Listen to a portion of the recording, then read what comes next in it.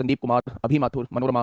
पानी का अनुपात 5:3 था। मेरे भाई बहुत प्यार से समझना, प्लीज एक भी कमेंट मत करना और चीजों को समझना, पहली बार में सारी चीजें समझ में आ जाएंगी। शुरुआत में दूध और पानी का अनुपात क्या दिया हुआ है? 5:3 दिया हुआ है, ठीक है। इसमें से 16 लीटर मिश्रण निकालकर 16 लीटर पानी मिलाया दिया जाता है। अब मुझे ये बताइए, अगर इसमें से 16 लीटर मिश्रण निकाला होगा तो निकालने के बाद क्या रेशो रहा होगा? आप कहेंगे जी रेशो में तो कोई परिवर्तन नहीं होगा, रेशो में तो कोई परिवर्तन नहीं रहेगा, रेशो तो यही रहेगा। ये निकलने के बाद का रेशो है, ये निकलने के बाद का रेशो है, निकलने के बाद, मिश्रण के निकलने के बाद रेशो 5:3 है।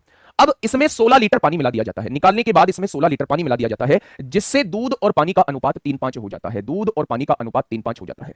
अब मुझे आप एक चीज समझाओ बच्चों की तरह सोच के कि निकालने के बाद किस चीज को मिलाया गया था? निकालने के बाद मेरा ये रेशो था, अब इसमें पानी मिलाया गया है, क्या दूध की मात्रा में कोई परिवर्तन किया गया है निकालने के बाद?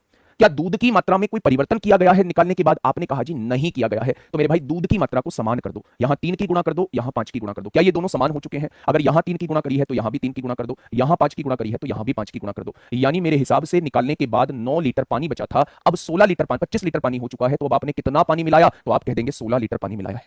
और यहां मिल कितना रहा है? यहां भी 16 लीटर पानी मिल रहा है। यानी निकालने के बाद जो मेरा दूध था वो 15 था और पानी जो था वो कितना था? 9 था। 15 और 9 24 हो गया। तो निकालने से पहले 16 लीटर और जोड़ दो। क्या शुरुआत में जो मिश्रण रहा होगा वो 40 लीटर का रहा होगा? क्या शुरुआत में जो मिश्रण रहा होगा वो 40 लीटर का रहा होगा? अब उसने वही पूछा है, बर्तन में प्रारंभ में मिश्रण कितना था? तो आप कह देंगे 40 लीटर था। कितने लीटर था? तो आप कह देंगे 40 लीटर था। या आप यहां भी जोड़ सकते हैं। दूध में पानी का अनुपात, दूध और पानी का अनुपात आप लोगों को दिया हुआ है। दूध और पानी का अनुपात आप लोगों को दिया हुआ है। दूध 4 पार्ट है, पानी 1 पार्ट है, ठीक है। 10 लीटर मिश्रण निकाला जाता है। अगर इसमें से 10 लीटर मिश्रण निकाला जाता है, अगर इसमें से 10 लीटर मिश्रण निकाला जाता है, क्या कोई रेशो में परिवर्तन आएगा? आप कहेंगे कोई परिवर्तन नहीं आएगा।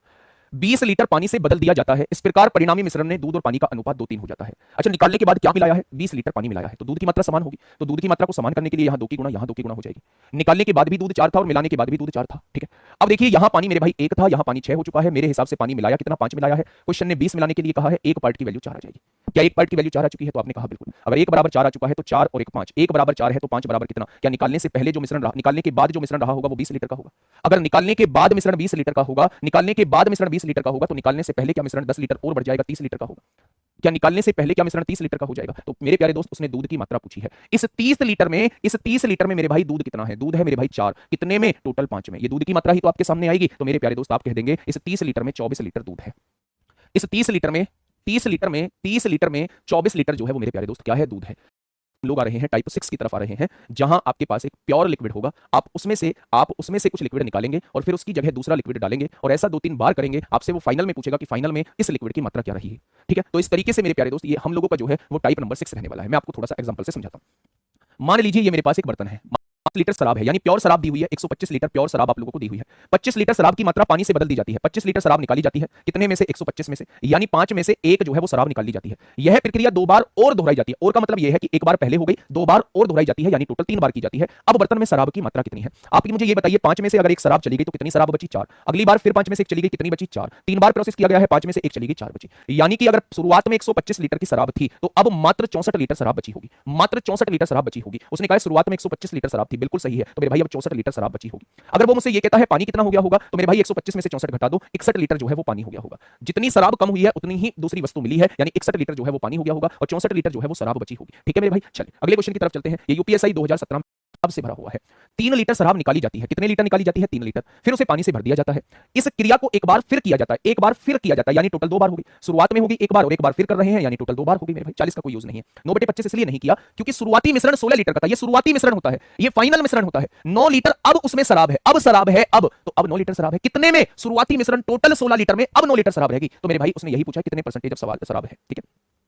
एक बार यहां हो गया, एक बार फिर किया जाता है, टोटल 2 बार किया जाता है। अब पीपी में बची हुई अल्कोहल की मात्रा और पानी की मात्रा, ये अल्कोहल की मात्रा है, ये पानी की मात्रा है। अब अगर मैं आपसे पूछूं फाइनली अल्कोहल की मात्रा कितनी बच रही है? 16।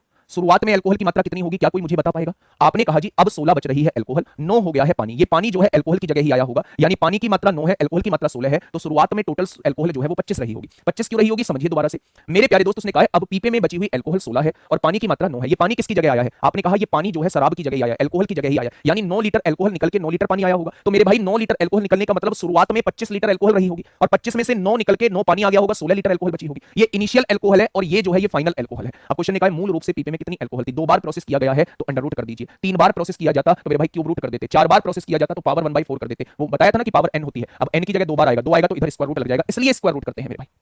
25 का स्क्वायर रूट क्या होगा 5 हो जाएगा, 16 का स्क्वायर रूट क्या होगा 4 हो जाएगा। यानी शुरुआत में अगर 5 लीटर का मिश्रण था, 5 लीटर शराब थी, तो एक बार प्रोसेस करने के बाद उसमें 4 लीटर शराब बची होगी। तो क्या मेरे भाई 1 लीटर शराब निकल चुकी है एक बार में? उसने कहा है 3 लीटर शराब निकाली जाती है, 1 बराबर 3 हो गया, तो 5 बराबर कितना हो जाएगा? क्या शुरुआत में जो है वो 15 लीटर शराब रही होगी? क्या शुरुआत में जो है अल्कोहल की मात्रा 15 लीटर रही होगी? क्या इस बात में किसी को कोई दिक्कत है? तो आप कहेंगे जिस बात में कोई दिक्कत नहीं है। ये बहुत अच्छा क्वेश्चन है, थोड़ा सा समझ के चलिएगा मेरे प्यारे दोस्त। मैं आपसे एक बर्तन में से 8 लीटर निकालकर उसमें पानी भर दिया गया। देखिए एक आम का रस है, उसमें से 8 लीटर निकाला एक बार में और उसकी जगह पानी भर दिया गया।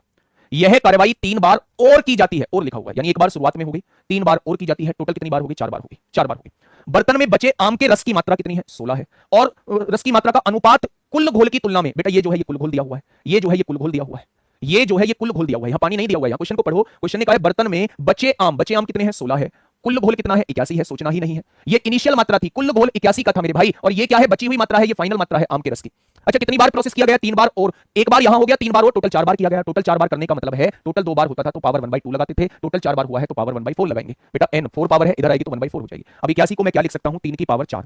81 होता है बाहर पहले से ही 1/4 है। 16 को मैं 2 की पावर 4, बाहर पहले से ही 1/4 है। 4 से 4 कट गया, 4 से 4 कट गया, यानी एक बार में 3 यूनिट अगर आम का घोल है तो बस 2 यूनिट बच जाता है, यानी मेरे हिसाब से 1 यूनिट निकाला होगा एक बार में। क्वेश्चन ने कहा है 8 लीटर निकाला जाता है, अगर 1 बराबर 8 है तो 3 बराबर कितना हो जाएगा? यानी शुरुआत में जो आम का घोल होगा वो 24 लीटर रहा होगा। आरंभ में बर्तन में कितना आम का रस था? लीटर दूध निकाला जाता है, एक बार में 6 लीटर दूध निकाल रहे हैं, बहुत बढ़िया। उसमें पानी भर दिया जाता है, यह प्रक्रिया 4 बार और मतलब एक बार पहले हो गई, 4 बार और दोहराई जाती है, टोटल 5 बार की जाती है।